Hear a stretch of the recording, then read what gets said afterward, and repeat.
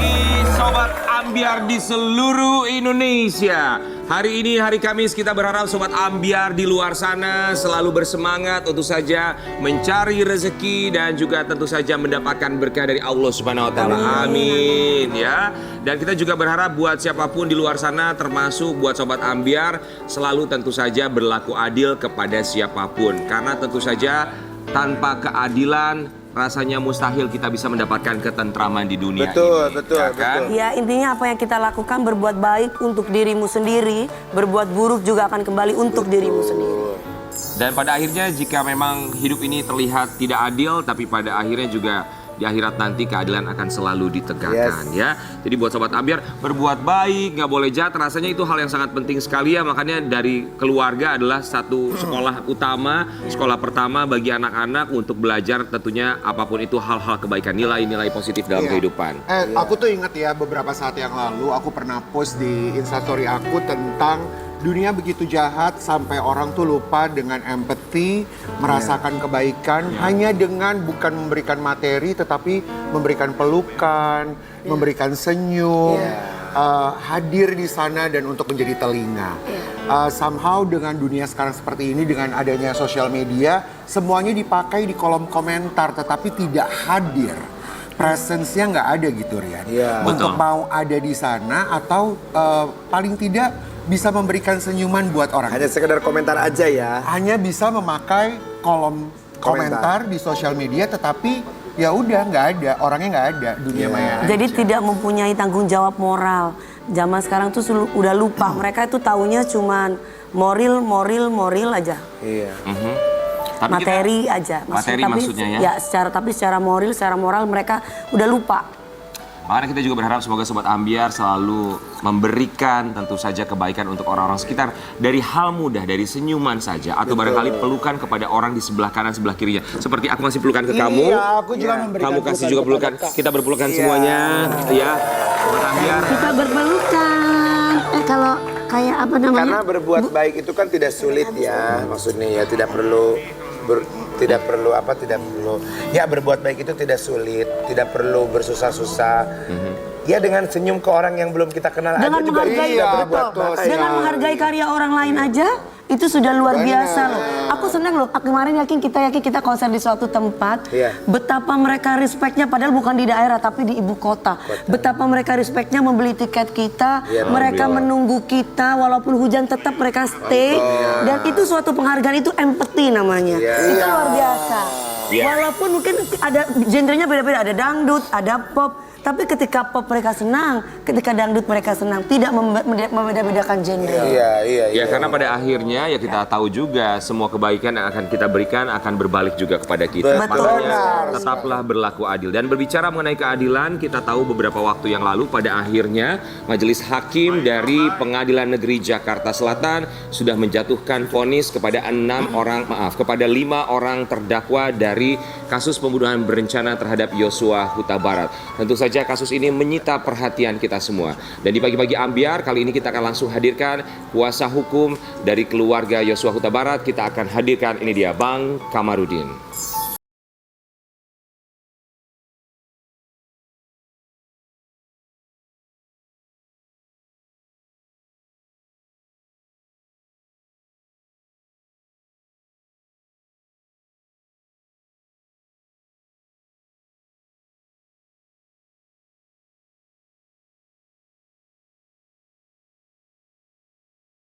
Kami senang sekali bisa kehadiran seorang pengacara yang sangat luar biasa, Bang Kamarudin, betul ya? Siap. Terima kasih banyak Bang. Tentu saja kami berharap Abang beserta keluarga selalu diberikan kesehatan. Amin. Tentu saja untuk bisa membantu siapapun untuk mencari keadilan di negeri ini. Amin. Siap. Bang Kamarudin, kami semua di sini mengucapkan Terima kasih. Sudah menyempatkan waktunya untuk datang ke sini, Bang. Dari Bang. pertama kali ya ada di media-media, Betul. kita tuh belum pernah benar-benar melihat langsung Bang Kamarudin ini. Sesosok Bang Ini Kamarudin. tadi baru masuk ke ruangan kita langsung merinding. Wah ini orangnya ya. Gitu ya. Makanya segala sesuatu yang dilihat sebelah mata itu biasanya mereka mempunyai sesuatu yang tidak bisa dilihat dari orang-orang yang hanya bisa memandang sebelah mata. Tapi Bang Kamarudin, kita yakin ya bahwa tentu saja masyarakat Indonesia memperhatikan kasus ini dengan begitu seksama sampai akhirnya adanya putusan atau vonis kepada para terdakwa. Bang, singkat, satu kalimat yang bisa menggambarkan perasaan Abang setelah mendengar vonis dari kelima terdakwa. Terharu. Kemudian meneteskan air mata. Ya. Kenapa saya meneteskan air mata? Karena Elohim itu begitu sayang kepada kita, sehingga apapun yang saya katakan terjadi. Artinya saya mengucapkan sesuatu itu dalam penyertaannya. Baik. Sehingga semuanya terbukti. Baik, Bang Kamarudin dan juga Sobat Ambyar, di pagi hari ini selain kita hadirkan Bang Kamarudin, kita juga akan hadirkan orang tua dari mendiang Yosua Huta Barat. Tapi sebelumnya kita juga akan lihat bagaimana pada akhirnya putusan dari Majelis Hakim Pengadilan Negeri Jakarta Selatan yang tentu saja membuat bukan hanya Bang Kamarudin sebagai pengacara, tapi keluarga juga lega. Kita akan saksikan dalam tayangan berikut ini. Sobat Ambyar, sudah hadir bersama kita orang tua dari mendiang Yosua Huta Barat, ada Ibu Rosti Simanjuntak dan juga Bapak Samuel Huta Barat. Selamat pagi Bapak dan juga Ibu. Selamat pagi. Kami berharap Bapak dan juga Ibu selalu diberikan kesehatan. Amin. Dan kami ucapkan terima kasih banyak sudah meluangkan waktu untuk bisa hadir di pagi-pagi Ambyar. Bapak dan juga Ibu, tentu saja kami di sini di pagi-pagi Ambyar masih terus tetap merasa tentu saja simpati dan juga berbelasungkawa atas apa yang terjadi kepada keluarga Bapak dan juga Ibu. Dan kemarin tentunya kita saksikan bersama-sama bahwa hakim sudah menjatuhkan vonis kepada para terdakwa. Tentu saja duka tidak akan mudah menjadi suka, apalagi juga vonis tidak akan menyenangkan, tapi semoga tentu saja ini akan membantu untuk menenangkan. Menenangkan dan mengobati hati yang luka. Bapak dan juga Ibu, ketika akhirnya kemarin yang terakhir adalah vonis untuk Richard Eliezer. 1 tahun 6 bulan penjara. Bapak dan Ibu selalu hadir dalam setiap persidangan. Untuk Ibu Rosti Simanjuntak, apa dalam pikiran Ibu ketika akhirnya Richard Eliezer divonis 1 tahun 6 bulan penjara? Dalam pikiran kami, keluarga, terlebih saya ibunda daripada almarhum Yosua, setelah hakim memberikan hukuman vonis terhadap Richard Eliezer, karena memang dari awal saya memohon kepada Tuhan dan berdoa setiap saat, malam maupun pagi mau berangkat, saya berserah kepada Tuhan bahwa hakimlah perpanjangan tangan Tuhan, memberikan utusan, membuat vonis kepada terdakwa yang melakukan pembunuhan terhadap almarhum Yosua, anak saya.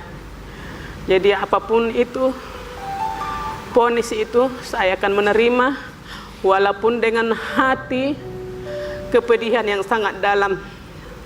Karena bagaimanapun anak saya tidak bisa lagi dia kembali hidup, bisa peluk bersama-sama.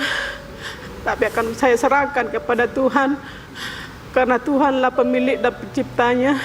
Dia telah dipanggil kembali bersamanya. Semoga anak saya rohnya tenang dan damai bersama Tuhan. Amin. Jadi kami vonis itu, biarlah vonis yang 1 tahun 6 bulan, membuat pembelajaran buat Eliezer, membuat dia jangan menjadi anak yang mudah tergiur dengan segala iming-iming daripada atasan, atas keserakahan dalam jabatan atau apapun itu yang bisa menyesatkan hidup dia dalam masa depannya. Jadi Eliezer sudah datang sujud di hadapan kami, mau berkata jujur dari awal persidangan. Semoga kata jujurnya dipertanggungjawabkan di hadapan Tuhan, apa yang diperlakukan kepada anak kami almarhum Yosua. Kalau kami seorang orang tua selalu mengharapkan anak menjadi anak yang taat, anak yang bisa berbuat, melakukan hal positif. Namun itu semua, maupun itu apapun yang terjadi, yang mengetahui semua adalah Richard Eliezer. Semoga kata jujurnya di hadapan orang tua yang sujud di hadapan kami bisa dia pertanggungjawabkan di hadapan Tuhan. Biarlah Tuhan nanti dia berurusan sama Tuhan. Biarlah vonis itu membuat dia semakin bisa melakukan hal-hal positif. Terlebih kalau masih dia dipakai negara untuk menjadi tubuh anggota Polri, biarlah dia menjadi Polri yang tidak arogan, yang tidak serakah, yang tidak hanya memikirkan kepentingan dirinya sendiri. Berjalanlah dia di jalan yang positif, terlebih di jalannya berkehendak di Tuhan. Itulah kami sebagai orang tua, harapan kami kepada Richard Eliezer. Baik, Ibu dan juga Bapak, kita juga menyaksikan bersama bahwa ada momen saat Richard Eliezer menghampiri Bapak dan juga Ibu meminta maaf secara langsung. Dan dari Bapak sendiri, Bapak Samuel, apakah pihak keluarga Richard Eliezer sebelumnya sudah menghubungi keluarga untuk sekedar bertemu atau meminta maaf secara langsung? Ya, terkait dengan orang tua Eliezer di bulan yang lalu ataupun di awal tahun, boleh kita katakan di tahun baru kemarin yang sudah kita lalui, kami atas saran dari penasehat hukum kita yaitu Pak Komarudin menghimbau kami agar datang ke Jakarta. Pada saat itu kami dipertemukan dengan orang tua dari Eliezer di salah satu stasiun televisi. Di sana kami sudah bertemu, kami berempat, ibunya Eliezer beserta ayahnya. Di sana memang mereka secara langsung dari pihak orang tuanya meminta maaf kepada kami apa yang telah dilakukan oleh Eliezer terhadap anak kita almarhum Joshua. Di sana saya bikin suatu wejangan sama orang tua keduanya. Di sana sempat saya bilang, memang kita ini orang tua tidak ada yang menginginkan anaknya menjadi seorang pembunuh. Pasti. Dan tidak ada orang tua yang menginginkan anaknya dibunuh. Kita mulai dari kecil anak kita tentu kita didik menjadi anak yang dengar-dengaran. Jadi dalam hal ini itulah yang saya utarakan sama dia. Saya yakin anak sudah dewasa, jauh dari hadapan kita, tentu ini sangat besar pengaruh lingkungan. Itulah yang saya lihat di antara anak kita. Saya memang secara fisik belum mengenal si Eliezer, tapi menurut perakiraan saya ini adalah pengaruh lingkungan, apalagi dia di lingkungan orang-orang pejabat. Menurut kronologi yang terjadi di Duren 3 waktu itu, dia diperintah oleh si Ferdi Sambo. Itulah yang saya utarakan sama dia. Jadi kiranya permintaan maafan ini suatu pembelajaran bagi Bapak dan Ibu, begitu juga bagi kami. Bagi kita semua tentu saja. Ya. Dan Sobat Ambyar, tentu saja kemarin ketika kita menyaksikan sidang vonis untuk Richard Eliezer, Bang Komarudin juga hadir di sana. Bang, nanti saya akan minta tanggapan Abang atas vonis untuk Richard Eliezer, di mana tuntutan JPU itu 12 tahun ya, vonis pidananya itu. Kemudian ketika Hakim Ketua membacakan vonisnya ternyata adalah 1 tahun 6 bulan. Nanti tanggapan Abang seperti apa, tapi kami juga akan berikan kesempatan buat Abang melihat momen yang kemarin juga menyita perhatian publik ketika Abang sempat menangis mendengarkan vonis putusan untuk Richard Eliezer. Ada momen ketika Abang begitu terharu ketika vonis dibacakan ya Bang? Apa dalam pikiran Abang ketika vonis dibacakan? Jadi ketika itu dikabulkan jadi justice kolaborator ya, saya terharu. Terharunya kenapa? Karena semua yang saya inginkan dikabulkan oleh Elohim. Saya minta Ferdi Sambo dihukum mati, dikabulkan. Saya minta PC dari 8 tahun jadi minimal 20, dikabulkan. Saya minta Ricky Rijal sama Kuat Ma'ruf 15, dikabulkan. Walaupun Ricky Rijal dikurangi 2 tahun karena ada 2 hal yang meringankan.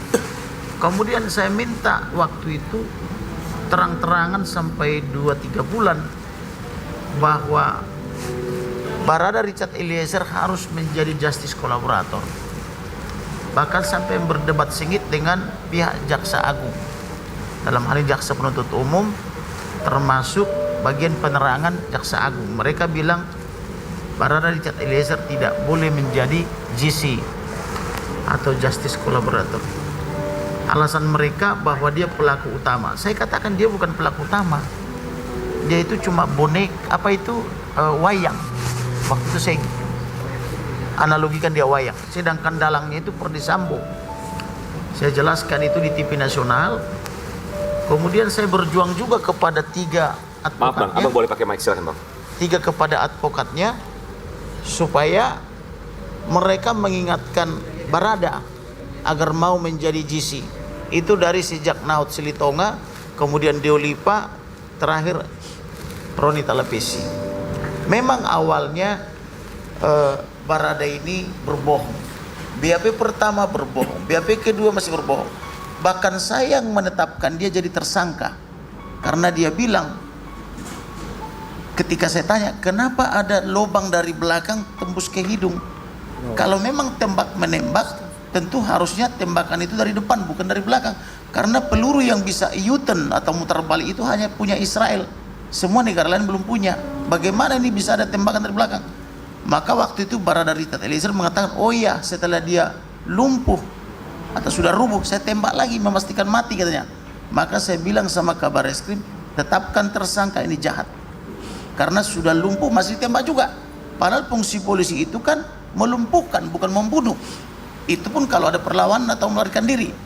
Maka begitu ditetapkan di tersangka, saya lihat wajah dia, saya bilang ini wajah orang baik, bukan dia pelakunya, ada yang menyuruh melakukan. Itu pertama kali tersangka. Dia masih berbohong terus, dia bilang, oh enggak, tembak menembak. Maka saya minta waktu itu kepada Kabar Reskrim melalui media juga, panggil orang tuanya, kekasihnya, saudara-saudara dia, biar dia tatap wajah ibunya, ditatap wajah ayahnya, supaya dia tersadar dan bertobat. Jadi itu abang yang minta? Saya yang minta. Maka dipanggillah, dibawa dari Mapanget ke Brimob sana. Lalu saya bilang, kenapa ke Brimob? Ini apakah ini penyanderaan atau bagaimana? Kabar Reskrim bilang waktu itu, ini buat pengamanan bang. Oke lah, tapi pertemukan, jangan ada paksaan. Nah begitu dipandang kekasihnya dia, orang tua dia, maka dia memilih menjadi berkata yang jujur dan benar. Jadi saya tidak melihat lagi kejahatannya, tapi adalah dia meninggalkan kejahatan itu, berpihak kepada kebenaran dan penegakan hukum. Jadi itu pertimbangan saya. Maka saya berdoa bahwa dia harus jadi jis yang baik dan benar. Dan dia mengucapkannya itu dan dia lakukan apa yang dikatakan, itu yang dilakukan. Maka saya tentu harus memperjuangkan dia supaya dia mendapatkan haknya. Maka saya minta terus melalui berbagai media memohon kepada hakim bahwa dia harus diponis di bawah 5 tahun. Ternyata hakim lebih bijaksana lagi, diberi 1 tahun 6 bulan sehingga dia masih berhak jadi anggota Polri. Baik, abang singkat, berarti abang puas dengan putusan atau vonis dari majelis hakim dengan tuntutan JPU 12 tahun penjara menjadi 1 tahun 6 bulan? Tentu saya bersyukur karena semua yang saya inginkan terjadi. Baik, terima kasih. Bahkan saya belum jadi penasihat hukum mereka juga. Saya baru melihat berita sekilas, saya sudah tulis di Facebook saya, polisi menembak polisi di rumah pejabat utama polisi, bukan, mudah-mudahan bukan urusan wanitanya polisi. Lalu saya bilang ini pembunuhan terencana, harus diekshumasi atau digali kuburnya, diotopsi, lalu divisum ulang. Padahal saya belum kenal mereka. Itu kan bukan hal-hal yang biasa. Kalau orang tidak dekat dengan Elohim atau ilahi, tidak mungkin bisa merasakan itu. Ya, abang sudah bisa merasakan, mencium ada hal janggal yang terjadi. Betul, ya. Dan Sobat Ambiar, kita juga tahu tentu saja kasus ini menyita perhatian publik, termasuk ketika persidangan demi persidangan yang tentunya selalu dihadiri oleh Bapak Samuel dan juga Ibu Rosti. Dan kita juga paham betul, di setiap sidang Ibu selalu membawa foto dari mendiang Yosua Huta Barat, putra tercinta. Kita akan saksikan dalam yang berikut ini. Itu ada momen di mana Ibu mengusap foto dari putra tercinta ya Bu ya? Apa dalam pikiran Ibu persidangan demi persidangan tentu saja sangat melelahkan tapi menantikan keadilan? Ibu tidak usah pakai mic, tidak masalah. Ya, di dalam persidangan itu memang saya memeluk anak saya dan mengusap muka anak saya karena saya teringat kembali di saat 3 hari sebelum Natal dia datang menarik tangan saya, menangis histeris, "Mama, ini lubang semua yang ditembaki terdakwa itu kepada tubuh saya. Di dalam tubuhku ini Mama, timah itu sangat panas. Peluru itu dihujani mereka ke tubuh saya, kepada saya. Abang tidak salah Mama. Mama, sudah kutinggalkan. Mama, tidak patut ku laksanakan lagi apa janjiku sama Mama. Aku berjanji sama Mama meraih cita-cita, harapan dan masa depanku untuk membanggakan Mama. Tapi aku sudah diakhiri, sudah dihabisi mereka semua, termasuk berada kawan sekamarku itu Mama. menghabisi saya dengan mata terbuka. Makanya saya mengelus kembali. Inilah anakku, berada sedang divonis. Biarlah hakim memberikan vonisan itu agar berada mempertanggungjawabkannya perbuatan kejahatan mereka, karena dialah yang mengetahui semua peristiwa pembunuhan yang sadis ini terhadapmu anakku. Damailah kamu nak, itulah saya katakan waktu memeluk foto anakku yang dengan hati, dengan kehancuran, kepedihan yang sangat dalam, agar anakku melihat dari tempatnya surganya Tuhan. Dia damai bahwa mamanya telah berjuang untuk menuntut keadilan buat dia, agar kematiannya tidak sia-sia. Berjuang kami dengan Itoku Kamarudin Majantak untuk menuntaskan keadilan itu. Namun Tuhan telah membuat hakim sebagai perpanjangan tangannya memberikan hukuman ini setahun dan 6 bulan. Memang sangat-sangat pedih, tapi saya sudah ikhlaskan karena memang doa saya memohon kepada Tuhan agar Tuhan memberikan perpanjangan tahanan itu melalui hakim. Itu aja membuat saya hancur dan pilu kemarin di dalam persidangan, sampai memeluk foto anak saya setiap hari, bahkan maupun tidur. Bahkan pun mau berangkat kemana, saya selalu mencium dan memeluk foto anak saya. Karena itulah yang bisa saya dapat lakukan. Tidak bisa lagi saya bertemu dengan anak saya, dengan nyawanya, dengan hidup dan kehangatannya semasa hidupnya. Baik, Ibu, terima kasih banyak, dan tentu saja seluruh masyarakat Indonesia selalu mendoakan tentunya kepergian putra tercinta Yosua Huta Barat. Semoga sudah tenang di sana, damai di sana, dan Ibu selalu diberikan kekuatan, ketabahan, dan juga kesabaran bagi Bapak, walaupun mudah untuk mengucapkan, tapi tentu saja sulit untuk rasanya dijalankan. Tapi kita juga tahu bahwa memang persidangan sudah selesai, vonis juga sudah dibacakan oleh Hakim Ketua Iman Santoso beberapa waktu yang lalu. Bukan hanya Baradae, tapi juga diawali dari Verdi Sambo. Kita akan lihat bagaimana momen saat dari Hakim Ketua membacakan vonis bagi para terdakwa. Bapak mewakili Ibu dan juga keluarga, vonis sudah dijatuhkan. Tanggapan Bapak bagaimana atas vonis-vonis tersebut, dan apabila para terdakwa melakukan banding? Silakan Pak Samuel. Ya, tentu dalam hal vonis terhadap para terdakwa yang 5 orang sudah dijatuhi majelis hakim mulai dari hari Senin hingga kemarin. Dalam hal ini memang tentu berbeda-beda, peran mereka berbeda-beda. Mulai dari Verdi Sambo, kita tahu bahwa dialah yang setahu kami menurut fakta di persidangan itu seorang aktor intelektualnya. Dialah selaku sutradara menciptakan semua rencana-rencana pembunuhan ini. Jadi si Putri Cendrawati, dari dialah permulaan, dari dialah yang menyulut amarah daripada Verdi Sambo. Makanya Verdi Sambo melakukan suatu tindakan yang sangat tidak terpuji terhadap anak kita, ataupun tindakan pembunuhan berencana. Begitu juga dengan si Kuat Ma'ruf. Si Kuat Ma'ruf ini, apa yang terjadi di Magelang hingga ke Duren 3, dia mengetahui dan dia tidak terbuka secara terus terang. Dan dia di persidangan kita lihat, biarpun melalui media sosial ataupun media televisi, di persidangan itu seolah-olah dia tidak ada beban dan sering tertawa, sering membuat lucu. Disitulah amarah hakim saya lihat bahwa dia tidak berlaku sopan di dalam persidangan. Dan begitu juga si Ricky Rijal, dia itu adalah seorang polisi. Rencana-rencana Verdi Sambo terhadap almarhum si Joshua, dia sudah mengetahui, tapi dia tidak berusaha sedikit pun untuk mencegah. Padahal efek dari rencana si Verdi Sambo, dia sudah mengetahui. Apalagi dia seorang penegak hukum. Nah, si Richard Eliezer memang dia salah satu eksekutor, tapi dalam hal ini sudah mengakui semua kesalahannya di hadapan kita di persidangan waktu itu, datang ke hadapan kita, bersujud dan minta ampun. Jadi dalam hal ini saya menganggap itu majelis hakim sebagai perpanjangan tangan Tuhan sudah sangat arif menjatuhkan vonis terhadap mereka.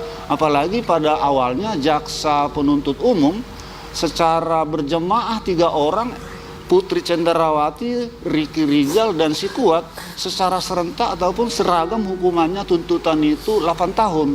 Itu di awalnya kan saya sendiri pribadi sangat terkejut kok bisa seragam tuntutan ini, padahal peran masing-masing berbeda. Tapi puji Tuhan, hakim di sini sangat arif bijaksana menentukan keputusan-keputusan terhadap mereka menurut peran mereka masing-masing. Kami sangat mengapresiasi apa yang dilakukan oleh majelis hakim. Dan kami juga mewakili masyarakat Indonesia mengapresiasi tentu saja atas vonis dan juga kinerja dari majelis hakim di Pengadilan Negeri Jakarta Selatan ya. Tapi ada yang menyatakan bahwa ini hampir akhir, yang artinya memang belum berakhir. Karena para terdakwa bisa saja melakukan banding, termasuk juga untuk kasasi. Termasuk obrolan kita juga belum berakhir karena kita akan membahas lebih lanjut lagi, termasuk juga tentang RKUHP yang baru atas hukuman mati. Kita akan kembali sesaat lagi, tetap di Pagi Pagi Ambil.